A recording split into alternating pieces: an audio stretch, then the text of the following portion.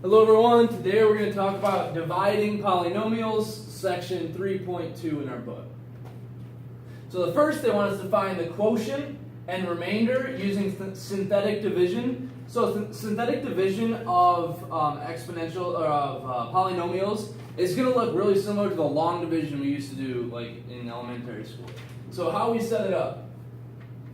Whatever we're dividing by, like here we can see that this term, right, would be x minus 2. So whenever dividing by x minus 2, it means when I go to do my synthetic division, I'm going to use the positive 2. I'm going to use the 0 of that, okay? Because we're actually trying to find, when we do synthetic divisions, if this is a 0.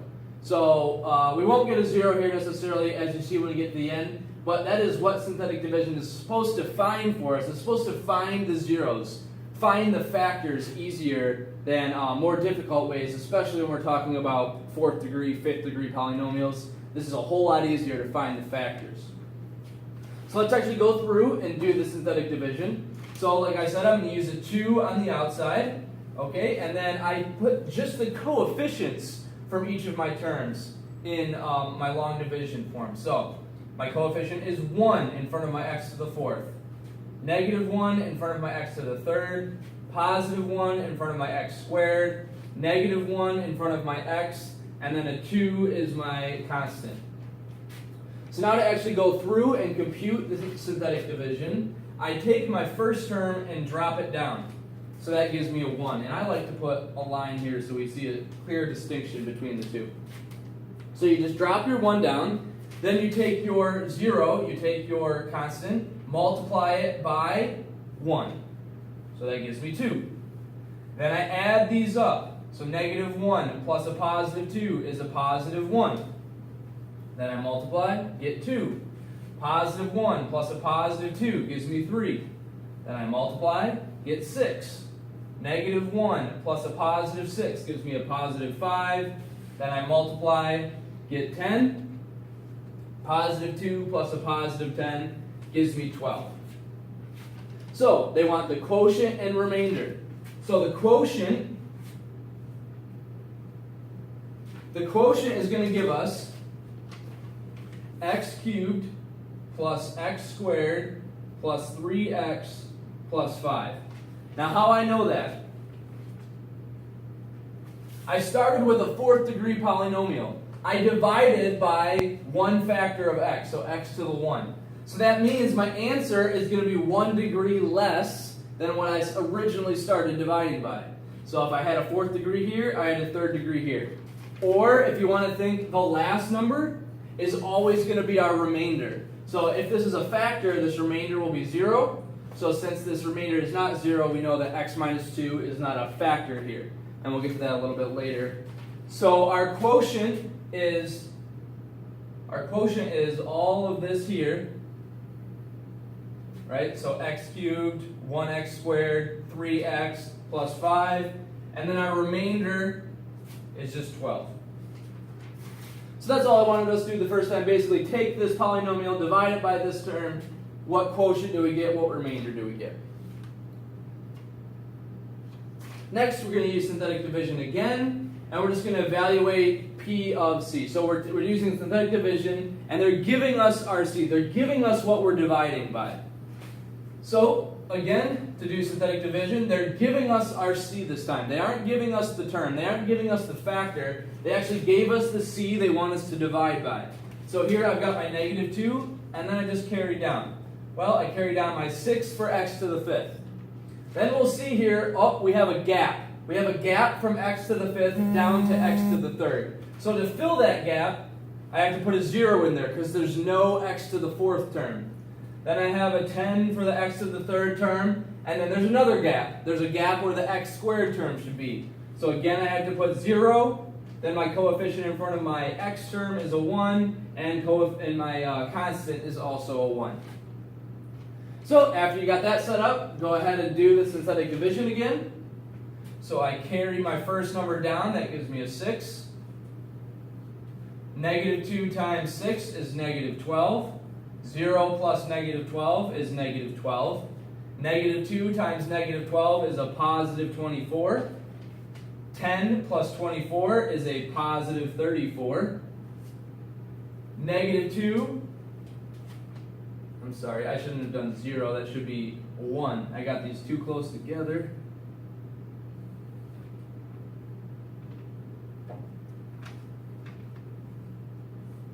Oh, that is a 10, I was right.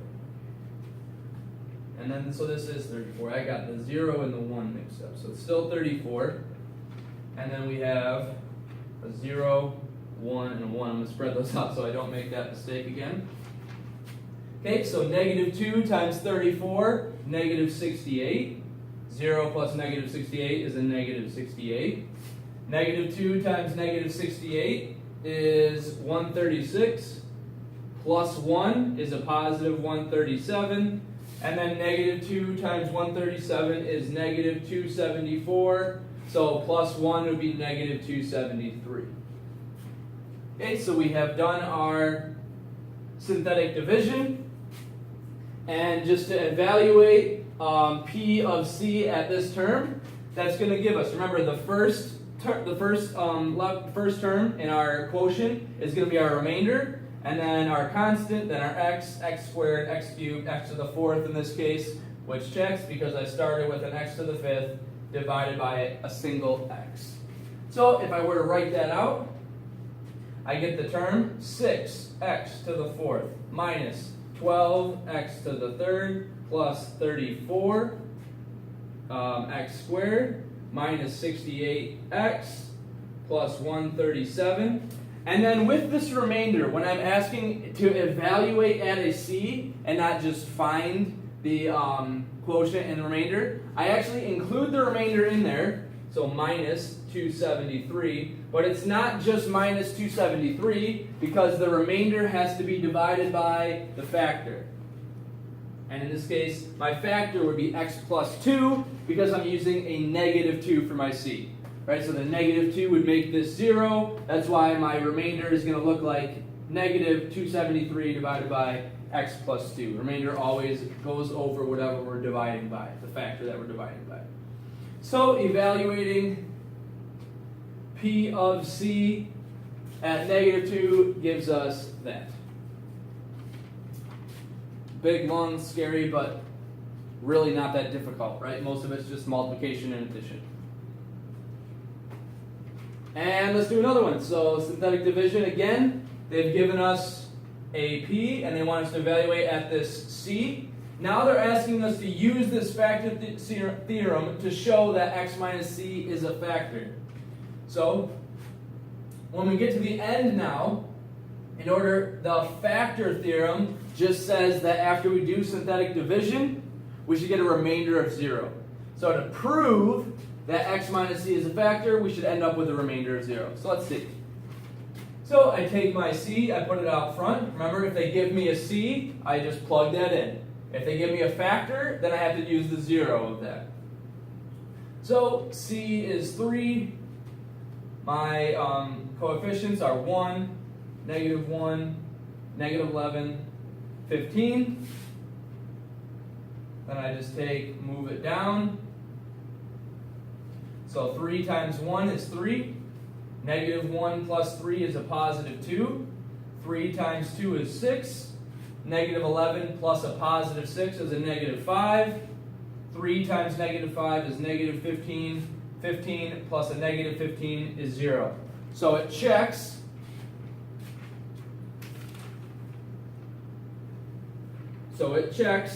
Meaning that x minus 3 is a factor of P.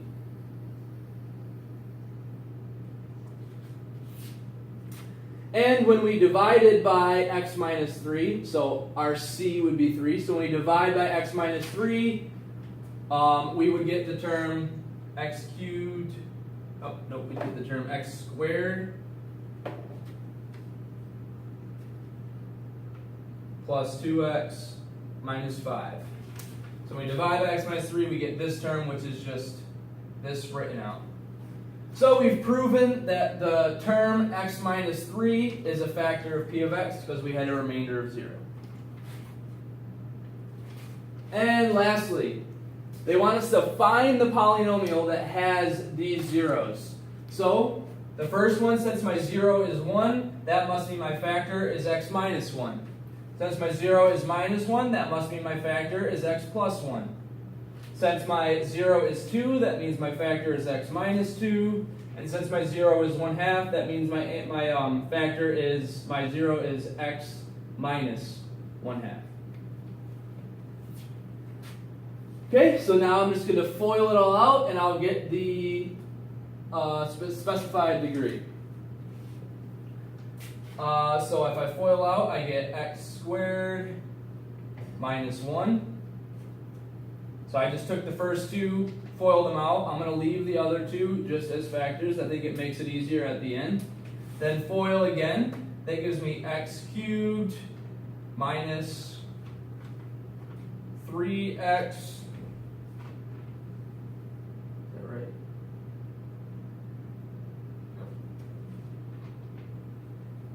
So let's see, let's FOIL it all out. So x cubed minus 2x squared minus x plus 2. There we go.